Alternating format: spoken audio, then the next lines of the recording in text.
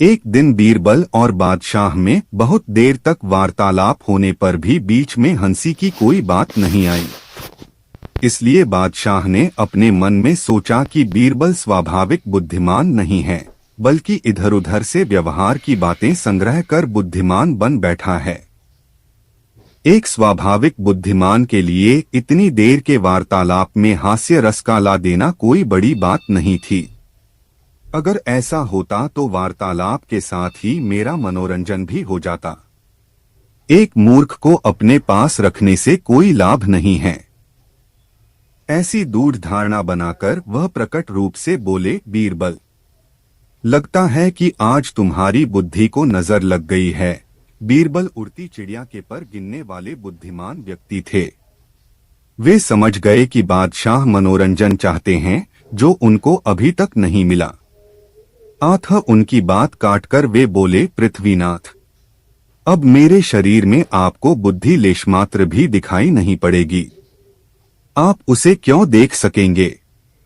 मेरी बुद्धि का निवास स्थान तो एकमात्र मेरा दिमाग है।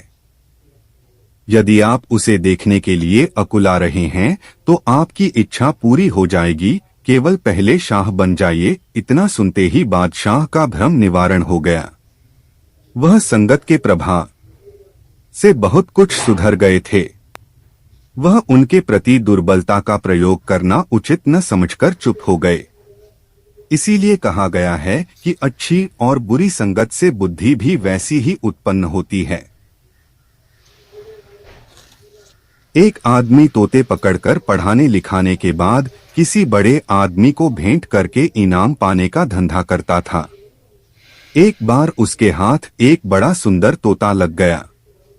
उसने तोते को पढ़ाया, उसे इंसानी बोली सिखाई। तोता भविष्य की बात बता देता था। उस आदमी ने वह तोता अकबर बादशाह को भेंट करके बड़ा अच्छा इनाम पाया। बादशाह ने तोते की देखरेख के लिए एक सेवक रख दिया और उसे हिदायत दी कि यदि तोता मर गया तो तुम्हें भी मार दिया जाएगा। जो व्यक्ति जीवित तोता मरने की खबर देगा उसे भी नहीं छोड़ूंगा। सेवक तोते को अपने साथ ले गया और उसकी खूब सेवा करने लगा। एक प्रकार से उसकी रक्षा का पूरा भार उसी पर था। लेकिन एक दिन वह तोता अचानक मर गया। रखवाला सेवक घबरा गया। वह भागा हुआ बीरबल के पास पहुंचा और सारी बात बताते हुए बोला, अब मेरी जान नहीं बच सकेगी सरकार, मुझे आप ही बचा सकते हैं। तोते न की मौत की खबर मैं बादशाह को दूंगा तब भी प्राण दंड मिलेगा, और बादशाह स्वयं पता लगाते हैं तब भी प्राण दंड मिलेगा। अब मैं क्या करूं? तुम निश्चित रहो, कुछ नहीं होगा, मैं संभाल लूंगा। बीरबल ने उसे आश्वस्त किया। अगले दिन बीरबल बादशाह के पास आकर बोले, हुजूर, आपका तोता था। बीरबल ने वाक्य अधूरा छोड़ दिया। क्या हुआ? क्या तोता मर गया? मैं नहीं कह सकता।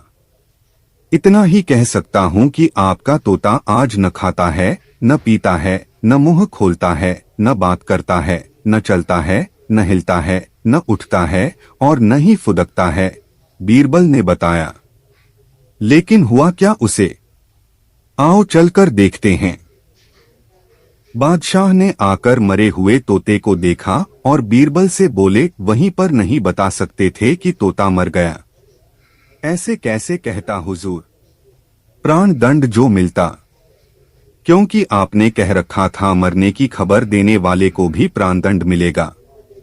ओह, तभी वह रखवाला गायब है। बादशाह हंसे, जबकि वह बेकसूर है। हुजूर, तोता तो अपनी मौत मरा है। बादशाह ने रखवाले को माफ कर दिया। बीरबल की चतुराई से रखवाला बच गया। उसने बीरबल का आभार व्यक्त किया।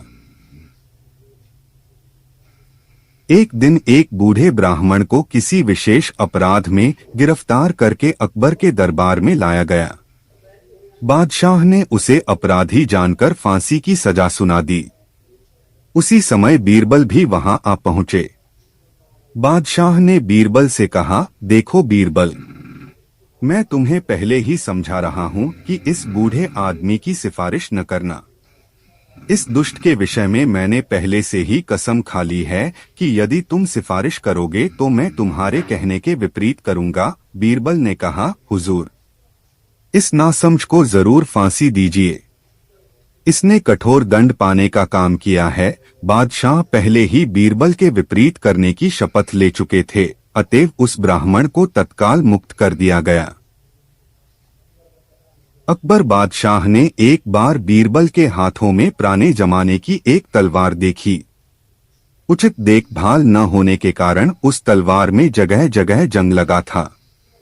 अकबर बादशाह ने वह तलवार देखने के लिए मांगी। बीरबल ने तलवार बादशाह को दे दी। अकबर बादशाह ने तलवार को ध्यान से देखा, फिर बीरबल से बोले, यह तलवार तो अजायब घर में रखने के लायक है, पुराने हथियारों का तो टोटा सा हो रहा है। क्या तुम इसे मुझे दे दोगे? बीरबल ने नम्रतापूर्वक जवाब दिया, झामपना, यह तो आप ही की दो हुई है तथा मेरे बाप दादाओं की निशानी है। जैसे मेरे यहाँ थी वैसे आपके यहाँ रहेगी। मुझे तो बड़ी प्रसन्नता है कि आप इसे अपने अजायब घर में स्थान दें। इससे बढ़कर मेरा सम्मान और क्या हो सकता है। अकबर बादशाह बीरबल के वचनों को सुनकर बहुत खुश हुए। तलवार उनको वापस देते हुए बोले, इसे अपने यहाँ ही रखो। बीरबल ने तलवार अकबर बादशाह के हाथों से अपने हाथ में ली और उसे बड़े गौर से देखने लगे। उसकी इस भावभंगिमा को देखकर बादशाह बोले, क्यों बीरबल, क्या तलवार बदल गई? जिस ढंग से तुम इसे देख रहे हो इससे मुझे शक हुआ। बीरबल ने नम्रतापूर्वक जवाब दिया, जहांपना, मेरी तलवार नहीं बदली और यही मेरे संदेह का कारण है। इसीलिए मैं उलट पलट कर इसे देख रहा हूँ। बादशाह अकबर बीरबल के हाथ की तलवार को देखते हुए, वजह यह है कि मैंने सुना था कि पारस के छू जाने से लोहा सोना हो जाता है, किंतु आपके पारसरूपी हाथों को छूकर भी यह लोहे की तलवार सोने की क्यों नहीं हुई। इसीलिए मैं इसे ध्यानपूर्वक देख रहा हूँ कि शायद यह सोने की हो गई हो, पर शायद नजर में दोष होने के कारण आपके हाथों से छू जाने पर भी यह तलवार लोहे की ही दिखाई दे रही है। अकबर बादशाह बीरबल की बातों से मुग्ध हो गए और उन्होंने कोषाध्यक्ष को आज्ञा दी कि तलवार के बराबर वजन का सोना बीरबल को प्रदान किया जाए। एक बार अकबर बादशाह बीरबल से बोले, दो ऐसे जीवधारियों को लाओ जिनमें से एक तो उपकार मानता हो और दूसरा उपकार के बदले अपकार करने को तैयार रहता हो।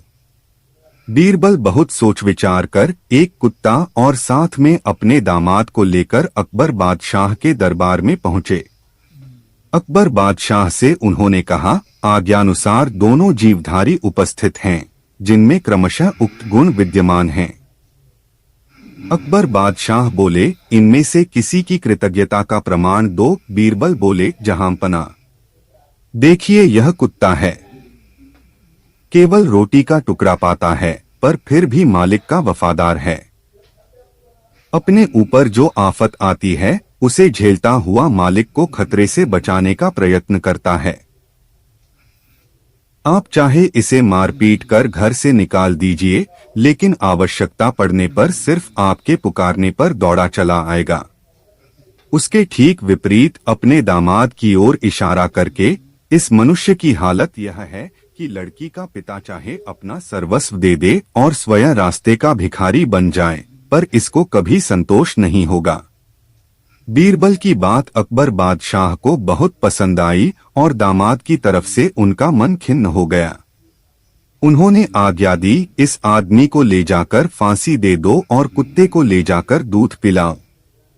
अकबर बादशाह की ऐसी आज्ञा से बीरबल पहले तो एकदम घबरा गए, पर तत्क्षण संभलकर बोले, जहांपना, मैंने सिर्फ अपने दामाद के लिए तो ऐसा नहीं कहा था, बल्कि मेरा मतलब तो सभी दामादों से था, किसी विशेष से नहीं। ऐसी स्थिति में सिर्फ मेरे दामाद को ही दंड देना न्यायोचित न होगा, क्योंकि आप भी तो किसी के दामाद ही हैं।